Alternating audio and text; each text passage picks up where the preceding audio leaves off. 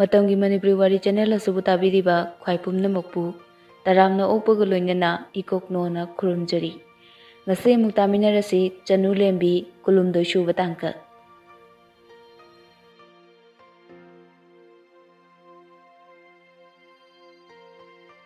Ningthorembana abe phone switch off thamadi kadore. Lembina lari khara sum yengambane handakna final year nina kanna honagebada phone se on toradi dadaga wari dum sana ningal toiba wari sum sana leradi lari pa ba yaroye aina lari to watladi dada su ikaini komi mamangda lembi gi honglak liba momong duda ningthorem ba haraujai patho dada ibani ngasi wari sanadrasu hayeng sanadrabasu chahi chupo unaba phangdrabasu aidi dadabu dum nushini ibani di pau phangna khidabagi wadane ibani gi maridi danakhiba nattedana aigi marangi dadada awaba ikaiba pibasu pamde ai kanna honage ko dada hotnagadabane punchi suba dadadi nangbu ngaiba khaknatte nangbu senajabane dada ibani na phana nushinarabasu phana hara loinarabasu ai leina dada na kanagumba misak amada nungsi haina phongdokkiba mikup aduda jimbal thongda dada ga iga kainarase haidrabasu ibani gi nushibadi mikup aduda tatkrabane punsi chupa aibu senabiyu ko dada nangbu senabadi aigi thongne nangi nushibana aigi punsini nangi wakalna dadagi pandamne nangi nushibana aigi nabe nongdamba manan het piramlaba nokpa kawruba aigi chimbalse nangna momon no onkibane punsi gi oina dadadi khongpam chidegi honglaroi dada aina haini haroi khangdana haikibasingdo dada saubra sawe warawe nupa amana magi nupide warujaba masidegi amuk hena nangbu karida soikigadage khanbasina dada yamna wayabe tamphasna mathak makha ko chenduna hobe tawduna machagi awat apa yengjelli Chanuna mama aigi di loina surabani kemta kaudreba nonginna namana piba yangang cheng karigra namagi phaneka dubu hapo bro Chanuna naubina happy re baba pare imungi laning tongla merang khoram na butawsi aina tinge habasu nang hek sikang khanga yade do baba naubiga mamaga dang yumsida kamaina le hodoino aigi de ada kakabi du hoi loina ngairam duidudi ho pare thongno batawrasira lembi peri tawraduna machebu yengjei wahi amata haijabasu ngamjade manaugi mataw aduda nusiraduna chetna konchenbi Chanuna naubi chise chalukige ko phajana leramuko lembi wahi ama fawba haide mangakta magnom lai Chanuna nangsu graduation se hek loibaga ne chiche gi manakta la uko chiche na ngaram doine Chanuna manaw nupi gi mapi du teithokpiduna se kokonu se naubia kokonu haiba che happy journey thank you chiche na nungti phone torok toine phajana leramuko aduneba maramu idana adumaina nu oba se asumna yungi laning tawlameren amadi mama mapa bu khurumjaram laga Chanusu makha taba study gidamak Manipur thadokre ningthorembaga lembigasu hana dongna phone da wari toina sanakhidre final year nina lembi sukanna honari nushiba leibagi thajaba mahak sulerambani ningthorembasu lembibu kadai da soki gadege haiduna ngasisu adumak senabiri ningthorembana ima komana tawse haibano ibungo khara pithokrasi moigi manaba yaba natene isa singli macen tungkhalakliba ngaktani sidane phatanungda thoaningde madi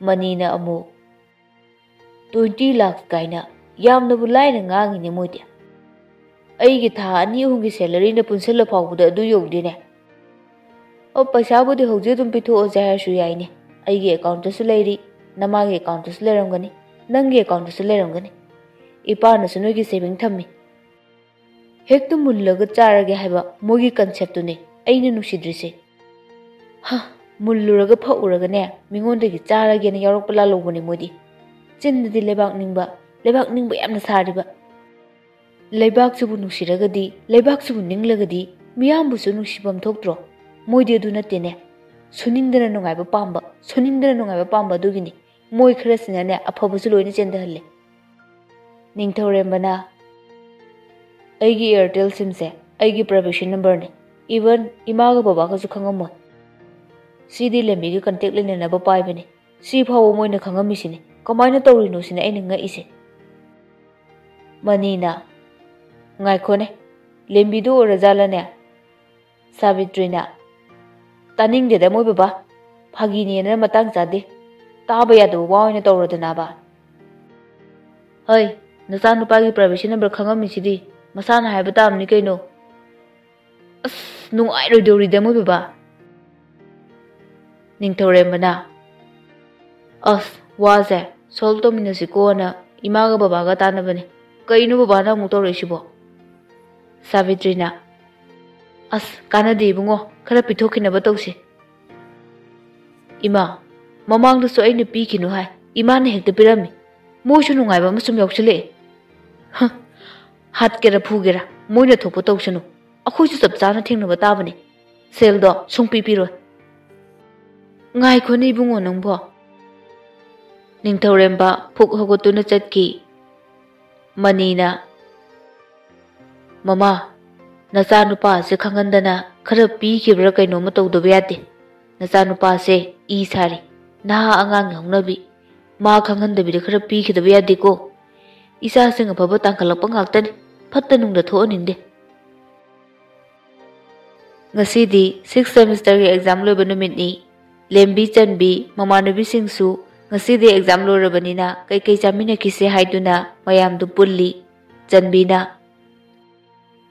ꯂꯦꯝꯕꯤ ꯑꯩꯈꯣꯏ ꯌꯥꯝꯕꯨꯡꯒ ꯅꯣꯏ ꯆꯦ ꯆꯅꯨꯒꯗꯣ ꯌꯥꯝ ꯊꯞꯅꯩ ꯍꯥꯏꯌꯦ ꯍꯥꯏꯕꯅꯦ ꯊꯥ ꯑꯃꯒꯤ ꯃꯅꯨꯡꯗ ꯑꯃꯨꯛꯇꯪꯗꯤ ꯎꯅꯩ ꯀꯩꯁꯨ ꯍꯥꯏꯕꯅꯦ ꯃꯣꯏꯗꯤ ꯑꯃꯨꯛꯇꯪ ꯎꯅꯔꯁꯨ ꯌꯥꯝ ꯊꯥꯖꯅꯩꯗ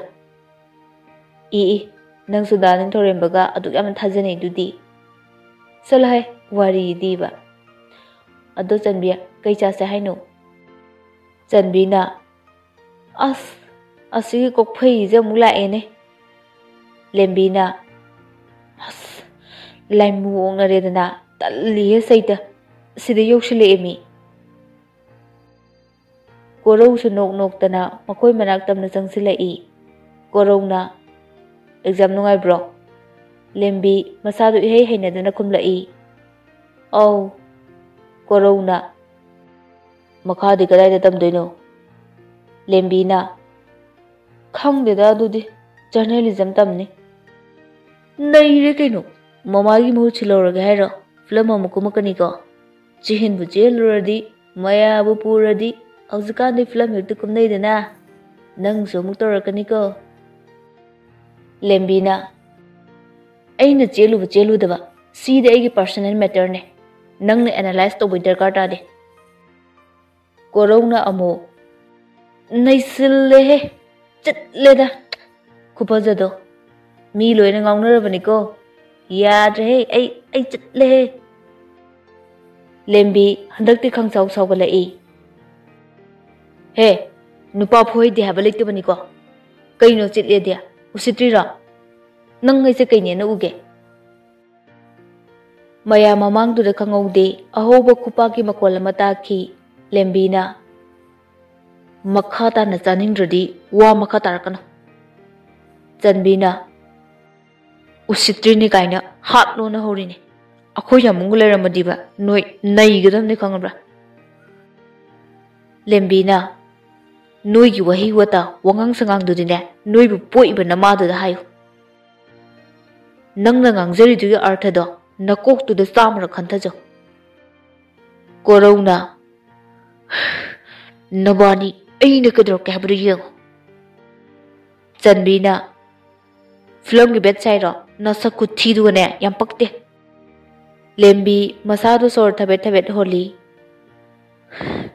Ai yam na pen de da. Masa ta na ro phu ji bai. Ai yam pen de hai chini. Chanbi na tukut che yam na sap ti na tukut che. Thui. Masa asi ga ne matung do u bu da ne ai yam hanya roi duri. Lembi na as lao yum da hala ji bai. Ai ngasi di mut yam na yaudre. Mayam sa khoi duina zaro se ai treat torage. Somdana corona. Khupak na therapy ga tawine. Pai khombana nang de du gi wa hi do ka do gi hairu no ba. Wa gi wa sum hai bani kaino. Wa gi wa orsu adu bu ka do gi nupi da hairu no ba. Corona moi gi hu ji ki do. Engon do oram do mal. Engon di jeng ga matin sit pi ga taw. Pai khombana Miri na kunba standard level imung ni na lembi hoi di ne guts amada ne yam lem na lei bane machi du jam na lem dro sanu du bu yam lem bane asina bu mi ni hinjin ba ya de na tawri bane hauji pu ti kara hal labne se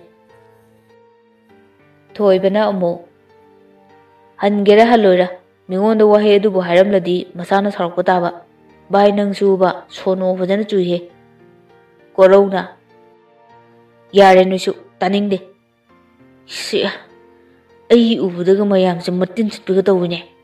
Hawjik aini I character na ba cybercrime thuanduni yeng mo. Photo do loya download tawni share Facebook tige. Pai kombana. Era nanga tina bje tanjale ko jen yomina do ga manjale. Corona. Ai no ju cybercrime thuanduni yeng hawjik ni hawjik yeng mo. Somdana Chanu pamung da hek hibthabaga phone do mon makha da hairap marui Chanu na as yambung ni ne iso mu lang tare ne as miss call si dia as amuk su tori ne Chanu phone do receive tawbaga hello haibaga nangde te laibana khubi do leng mangam da bagi leina ga lerbu nambo as room lu chalu bani barambo hello haiba phau nangde Yamung nangi so sidiba. Kubi do yam kana leng mangam da bo ragadi move thar ke tawba. Yare bo yam bo iso do khara lang dia. O thamage. Haima kaidorugi. Waiting libra na check to rei ne. Adana call do hekta ningakpa phone parak te badu na I he hegalakpa. Haima yam bo wadi toina sana drasu toina una drasu Ibani gi mari di tatki basu na tabanina kaina rui minung bo. Very good. Is ai bo nga masa dong na. Farase thamage ko yamung library changnu ge ba. Hoi adu yam bo. Mayang nu pidaga na mito ngau bo yaroi ko. Nang suni. Is ngau jedi khodi. Oi 2 minute 50 like ai thame. Phone do thamkraba matungda Chanu di noktuna lehawi Chanu na masidiva somdana nimai ga tamphaga wari sanari nimai na ibema ichana kari khalliba lembi maitungda harau-bagi mami di tari nofet tawduna kumlai aigi di yai kaka adu ai khalakhige Nimaina Karino ni ibema yae su hai khalakhi ke su hai Tamphana Masi angang si diba Adu tamu nimai script sibu comment tawbuno Ibema Lembina log doribu role si film si gidi mana main role ni Nupa macha maga nushina jabase Mapanda mahitam lubudagi tholakpada Numitchida maase maina saklam doiba Madagi nupi do nupas na di amna nushijaba adamana thengna kiba suffer taw kiba mayam imung manogi matter mayam se mana struggle tawbagi awaba haitar aduga tampha nangna lawdoriba role sina nacha nupi lembi gi mama sa ga doriba tampha so harap noglai ꯑꯩꯕꯨ ꯏꯆꯥꯒꯤ ꯃꯃꯥ ꯑꯃꯨꯛ ꯁꯥꯗꯧꯔꯤꯕ ꯇꯧꯔꯤꯁꯤꯕꯣ? ꯅꯥꯀꯟꯗ ꯐꯝꯂꯤꯕ ꯅꯨꯄꯤꯗꯨꯅ ꯍꯥꯏꯔꯛꯏ꯫ ꯇꯝꯐꯥ, ꯅꯪꯗꯤ ꯃꯥꯏꯊꯣꯡꯗꯣ ꯍꯥꯟꯅꯒ ꯍꯥꯃꯨ ꯑꯗꯨꯝ ꯇꯧꯔꯤꯅꯦ ꯍꯧꯖꯤꯛ ꯐꯥꯎꯕ. ꯀꯔꯤꯃꯠꯇ ꯍꯦꯛ ꯍꯟꯗ꯭ꯔꯤ ꯍꯥꯏꯕ ꯏꯅꯥꯎꯒꯤ ꯐꯖꯕꯁꯦ. ꯑꯁ, ꯇꯥꯃꯣ ꯍꯣꯏ ꯏꯆꯦ ꯍꯣꯏ ꯃꯌꯥꯝꯅ ꯌꯥꯝ ꯊꯥꯒꯠꯄꯤꯔꯦ. ꯂꯦꯝꯕꯤꯅ. ꯑꯗꯨ ꯀꯀꯥ, ꯍꯦꯔꯣꯁꯤ ꯀꯅꯥꯅꯣ? ꯌꯥꯏꯐꯕꯅ ꯑꯉꯥꯡ ꯑꯃ ꯂꯩꯌꯦ. ꯑꯅꯧꯕꯅꯦ. ꯃꯥꯁꯨ ꯗꯣꯀꯨꯃꯦꯟꯇꯔꯤ ꯑꯃꯗ ꯃꯦꯟ ꯔꯣꯜ ꯂꯧꯈ꯭ꯔꯦ. ꯃꯥꯁꯨ ꯑꯩꯈꯣꯏꯒꯤ ꯀꯩ ꯍꯥꯏꯇꯥꯔꯦ, ꯃꯥꯅ ꯍꯦꯛ ꯇꯧꯈꯤꯕ ꯑꯦꯛꯁꯦ ꯌꯥꯝꯅ ꯔꯤꯌꯦꯂꯤꯇꯤ ꯃꯥꯟꯕ. ꯑꯗꯨꯏꯁꯨ ꯃꯊꯛꯇ ꯃꯌꯥꯝꯅ ꯃꯥꯁꯦ ꯌꯥꯝꯅ ꯄꯥꯝꯅꯕ ꯑꯉꯥꯡꯅꯤ. ꯏꯕꯦꯝꯃꯕꯨ ꯈꯪꯕ꯭ꯔꯣ? ꯈꯪꯉꯦ ꯀꯀꯥ. ꯑꯁꯨꯝꯅ ꯃꯌꯥꯝ ꯆꯠꯈ꯭ꯔꯕ ꯃꯇꯨꯡꯗ ꯂꯦꯝꯕꯤ ꯅꯤꯡꯊꯧꯔꯦꯝꯕꯗ ꯐꯣꯟ ꯇꯧꯔꯛꯏ꯫ ꯍꯜꯂꯣ, ꯗꯗꯥ. ꯍꯥꯎ. ꯗꯗꯥ, ꯐꯤꯂꯝꯒꯤ ꯑꯃ ꯂꯥꯛꯑꯝꯃꯦꯕꯀꯣ. ꯑꯩꯅꯅꯦ ꯃꯦꯟ ꯔꯣꯜ ꯂꯧꯗꯣꯏꯕ. ꯑꯗꯣ ꯗꯗꯥꯅ ꯌꯥꯗ꯭ꯔꯗꯤ ꯑꯩ ꯀꯨꯝꯃꯣꯏꯗ. ꯅꯤꯡꯊꯧꯔꯦꯝꯕꯁꯨ ꯍꯥꯏꯔꯞ ꯅꯣꯛꯂꯛꯏ꯫ ꯅꯪꯅ ꯀꯩ ꯈꯜꯂꯤꯕ?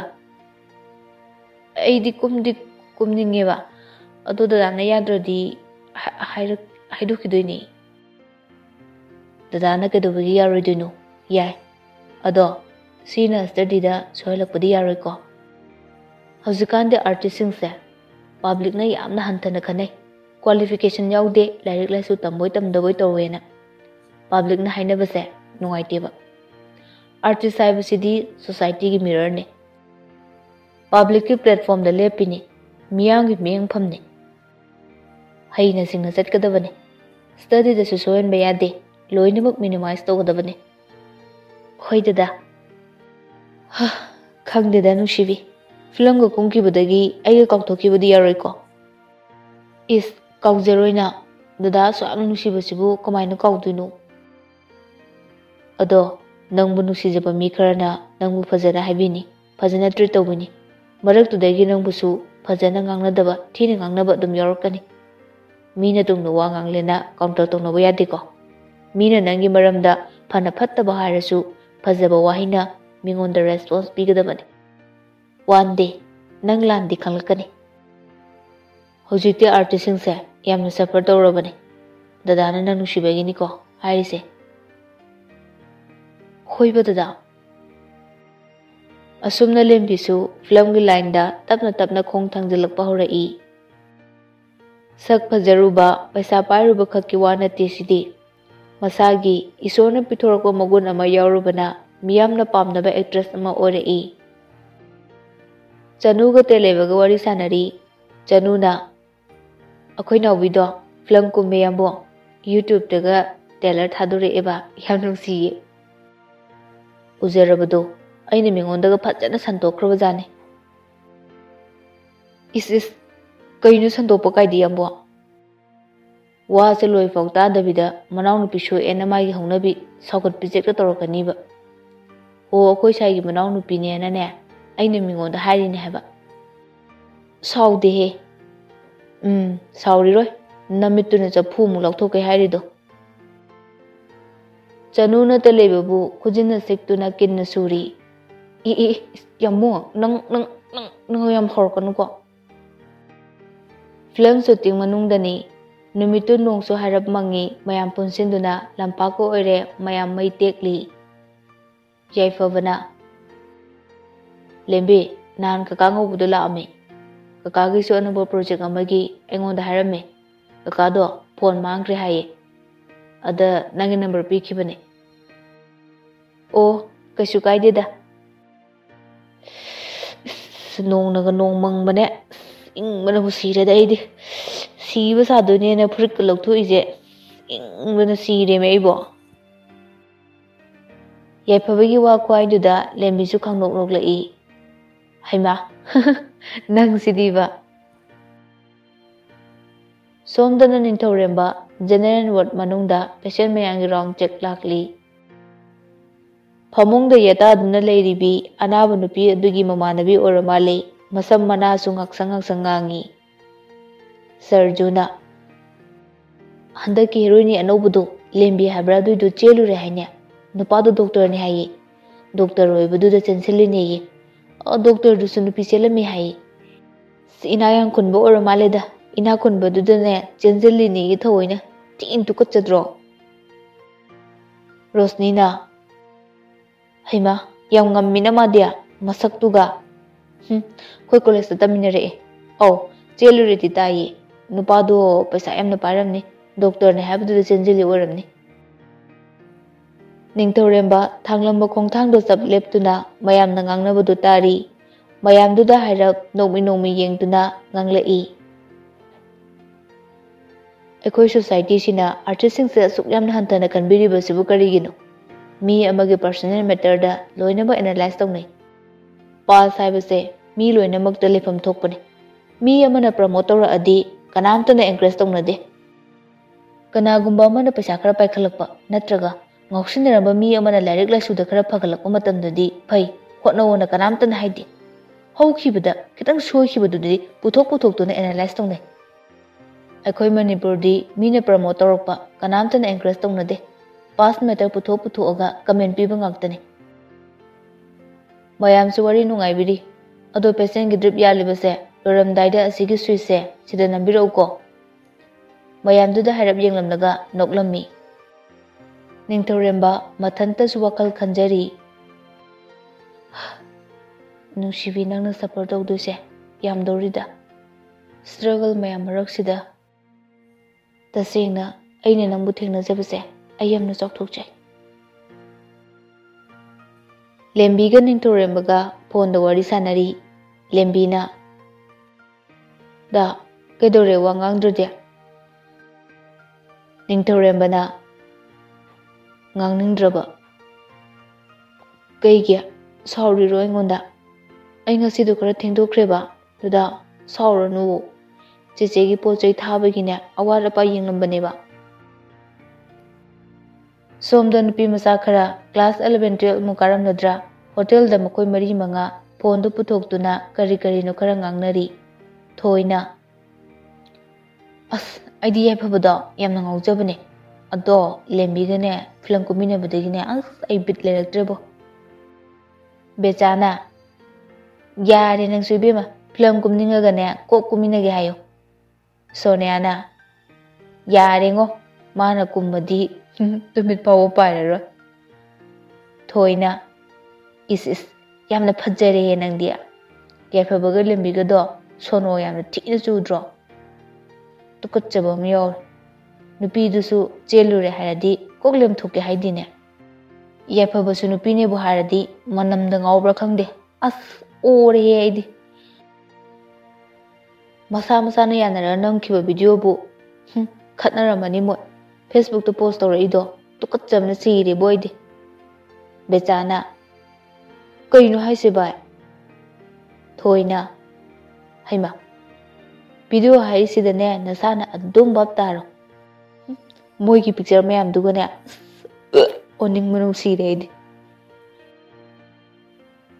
ningthoremba mathau chinba misak ama oibana thoina mina ngangna saknaba keta silude ngasidi duty su leitabanina khara thengna hagot ke haiduna tumli phone su silent ta thamkibaga kana phone torame habesu khangludre mamitu irum pangbang amboi ngamdaboy harap mon makha da maduna phone do yenglui mamanaba mayang miss call manam lerami marak tuda message su yamna yorami surasna bye paw matai jik main torino boychana yam thajadiye bai tari pause achumba ama khangnaba tawse bimolna bai kaino tari bisibo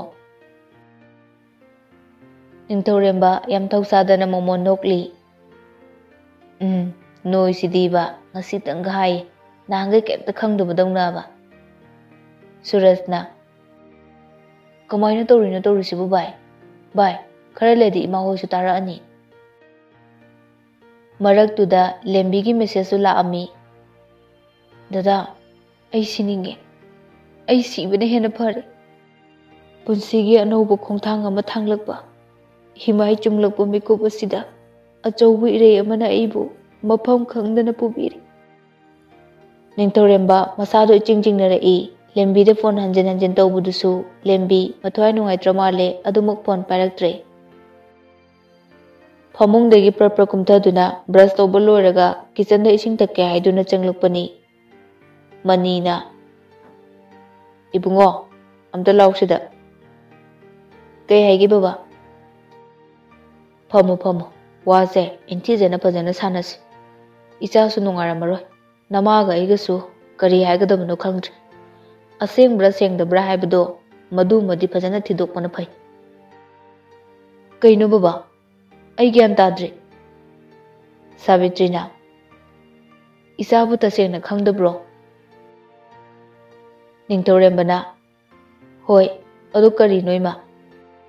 ꯁꯥꯕꯤꯇ꯭ꯔꯤꯅ "ꯏꯃꯥꯒꯤ ꯋꯥꯆꯞ ꯚꯤꯗꯤꯑꯣꯗ ꯆꯪꯂꯒ ꯌꯦꯡꯂꯨꯔꯣ." ꯃꯌꯥꯝꯁꯨ ꯇꯨꯃꯤꯟ ꯇꯨꯃꯤꯟ ꯂꯩꯅꯩ꯫ ꯅꯤꯡꯊꯧꯔꯦꯝꯕ ꯃꯁꯥꯗꯨ ꯏꯆꯤꯡ ꯆꯤꯡꯅꯩ꯫ ꯃꯃꯥꯒꯤ ꯐꯣꯟꯗ ꯆꯪꯗꯨꯅ ꯏꯃꯦꯖꯁꯤꯡꯗꯣ ꯇꯞꯅ ꯇꯞꯅ ꯌꯦꯡꯂꯤ꯫ ꯁꯣꯝꯗꯁꯨ ꯀꯞꯄꯑꯣ ꯂꯥꯎꯕꯑꯣ ꯃꯌꯥꯝꯗꯣ ꯏꯔꯥꯡ ꯂꯥꯡꯅꯩ꯫ ꯂꯦꯝꯕꯤꯅ "ꯕꯕꯥ, ꯑꯩ ꯁꯤꯅꯤꯡꯉꯦ. ꯑꯩ ꯁꯨꯡꯅ ꯅꯠꯇꯤꯌꯦ. ꯑꯩꯗꯤ ꯌꯥꯏꯐꯕꯁꯦ ꯑꯩꯒꯤ ꯏꯃꯥꯟꯅꯕꯒꯨꯝꯅ ꯈꯜꯂꯦ." ꯁꯅꯥꯊꯣꯏꯅ "ꯍꯩ, ꯃꯤ ꯇꯥꯔꯒ ꯏꯀꯥꯏꯖꯩꯅꯦ ꯅꯣꯏꯕꯣ. ꯇꯞꯅ ꯏꯪꯅ ꯉꯥꯡꯅꯁꯤꯅꯦ." ꯂꯦꯝꯕꯤꯅ "ꯅꯤꯅꯦ, ꯍꯧꯖꯤꯛꯄꯨ ꯇꯞꯅ ꯏꯪꯅ ꯁꯥꯟꯅꯕ ꯌꯥꯔꯤꯕ꯭ꯔꯣ? ꯑꯩꯒꯤ ꯂꯥꯏꯕꯛꯁꯤꯕꯨ ꯀꯔꯤꯅꯣ? ꯑꯩ ꯁꯤꯅꯤꯡꯉꯦ ꯅꯤꯅꯦ. ꯀꯩꯒꯤꯅꯣ ꯑꯩꯒꯤ ꯃꯤꯡꯆꯠ ꯊꯤꯅꯕ ꯑꯁꯨꯛ ꯌꯥꯝꯅ ꯇꯧꯕꯤꯔꯤꯕꯁꯤꯕꯨ?" "ꯁꯦ ꯀꯞꯀꯅꯨꯁꯦ. ꯏꯆꯥ ꯂꯥꯟꯗꯦ ꯍꯥꯏꯕ ꯏꯃꯥ ꯈꯪꯉꯤ." ꯅꯣꯡꯌꯤꯟꯅ "ꯅꯪꯕꯨ ꯅꯨꯡꯁꯤꯕ ꯃꯤ ꯈꯔꯅ ꯐꯖꯅ ꯍꯥꯏꯅꯅꯤ. ꯅꯨꯡꯁꯤꯗꯕ ꯈꯔꯅꯗꯤꯁꯦ ꯀꯂꯛ ꯄꯦꯟꯅꯗꯣꯔꯤꯕꯅꯤꯅꯦ. ꯑꯩꯈꯣꯏꯅ ꯁꯨꯝ ꯇꯨꯃꯤꯟꯅ ꯂꯩꯔꯕꯗꯤ ꯏꯆꯥꯁꯦ ꯂꯥꯜꯂꯕꯣꯏ ꯅꯤꯡꯂꯅꯤ. ꯋꯥꯁꯦ ꯇꯨꯃꯤꯟꯅ ꯂꯩꯊꯣꯛꯄ ꯌꯥꯔꯣꯏꯗꯧꯔꯤ." ꯂꯦꯝꯕꯤꯁꯨ ꯀꯞꯄ ꯂꯦꯞꯇꯦ꯫ "ꯃꯤꯁꯛꯇꯣ ꯍꯦꯛ ꯈꯪꯕꯒ ꯑꯩꯅ ꯍꯥꯠꯀꯅꯤꯕ. ꯑꯩꯒꯤ ꯃꯤꯡꯆꯠ ꯑꯁꯨꯛ ꯌꯥꯝꯅ ꯊꯤꯍꯟꯕ ꯄꯥꯝꯃꯤꯕ ꯃꯣꯏ ꯀꯔꯤꯒꯤꯅꯣ? ꯃꯣꯏꯅ ꯑꯁꯨꯛ ꯌꯥꯝꯅ ꯐꯠꯇ꯭ꯔꯤꯕꯁꯤꯕꯨ ꯀꯔꯤꯒꯤꯅꯣ? ꯕꯕꯥ, ꯆꯦꯆꯦꯗꯣ ꯃꯤ ꯃꯃꯥꯡꯗ ꯌꯥꯝꯅ ꯏꯀꯥꯏꯔꯝꯃꯅꯤꯀꯣ." ꯅꯣꯡꯌꯤꯟꯅ "ꯏꯆꯥꯇꯣꯝꯕꯤ, ꯁꯦ ꯀꯞꯀꯅꯨꯁꯦ." ꯁꯣꯝꯗꯅ ꯁꯥꯕꯤꯇ꯭ꯔꯤꯅ "ꯍꯩꯔꯥꯡꯂꯤꯉꯩꯗ ꯌꯨꯔꯥꯡꯉꯛꯄ ꯍꯥꯏꯕꯗꯨꯅꯤꯅꯦ ꯊꯣꯛꯂꯤꯕꯁꯦ. ꯅꯍꯥꯟꯒꯤ ꯀꯪꯂꯩꯂꯨꯞ ꯍꯥꯏꯕ꯭ꯔꯥ? ꯑꯗꯨꯅ ꯂꯥꯛ 5 ꯍꯥꯞꯇꯕ ꯌꯥꯔꯣꯏ.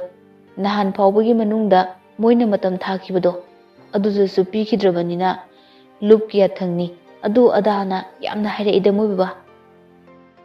ꯃꯅꯤꯅ "ꯊꯕꯛꯀꯁꯦ ꯇꯣꯛꯊꯣꯛꯑꯁꯤꯗ ꯃꯃꯥ. ꯑꯩ ꯀꯣꯛꯁꯦ ꯌꯥꯝꯅ ꯁꯥꯗꯧꯔꯤ.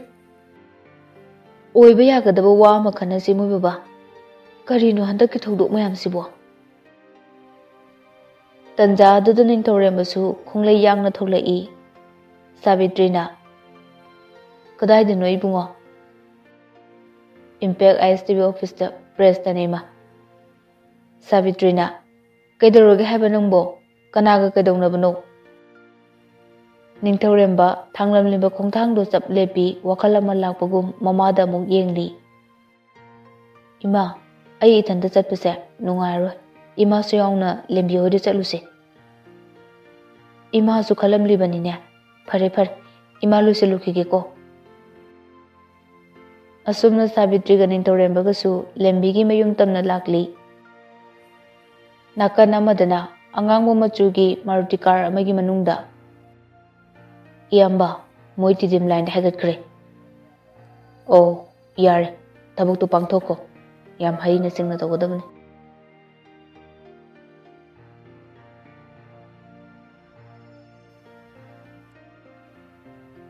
ꯃꯇꯥꯡ ꯑꯁꯤꯗ ꯉꯁꯤꯒꯤ ꯇꯥꯡꯀꯛ ꯑꯁꯤꯕꯨ ꯂꯣꯏꯁꯤꯟꯖꯔꯤ꯫ ꯃꯈꯥ ꯇꯥꯕ ꯁꯔꯨꯛ ꯍꯌꯦꯡ ꯄꯨꯟꯅ ꯇꯥꯃꯤꯟꯅꯔꯁꯤ꯫